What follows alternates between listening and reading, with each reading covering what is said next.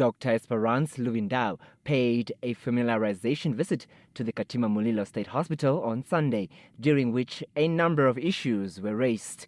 This ranged from shortage of ambulance services, staff members, maternity ward space, casualty space, a shortage of medical equipment, to the need to expand clinics with a limited space to accommodate patients in the region. The regional director, Waiter Kapumvuru, pointed out the need to expand the hospital to an intermediate one as a way to address the distance patients have to travel to receive urgent and extensive medical care. Zambezi is far from everyone and everything. For us to operate effectively, we want to reduce our referral to minimum. Currently, I think we refer what percentage? Probably 80% of all cases are referred. What we want is to treat or take care of 80% of the cases here and only refer 20. We want to reverse that situation. Dr. Luvindau shared similar sentiments to cater to patients within the region by addressing the challenges that currently hinder the region's aim to reverse the number of patient referrals as compared to patients who are treated locally.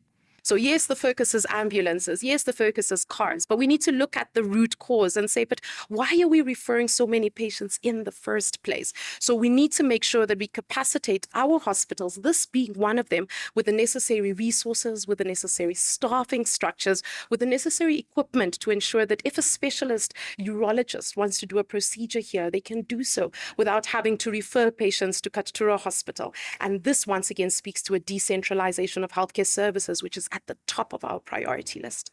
Despite working with such challenges, the minister praised the staff for being able to operate with limited resources, saying that most of the time only negative stories are spoken about, dimming the light on the many success stories. We don't hear the positive stories and the amazing work that is being done.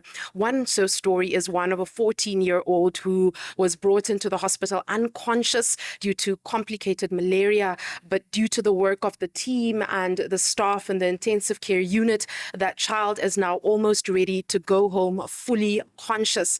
And so those are some of the success stories that we want to highlight, just in order to ensure that we also communicate that, yes, there might be a lot of work to be done, but a lot is being done on the ground to ensure that we prioritize the people and ensure world-class health for all. The minister, who is in the region for the commemoration of World Health Day today, toured the hospital facility and engaged patients during her meeting with the Katima Mulilo Hospital staff, saying that a number of issues need to be looked into, including the handling of the malaria outbreak in the region and the efforts made to address this health issue as one of the most affected regions.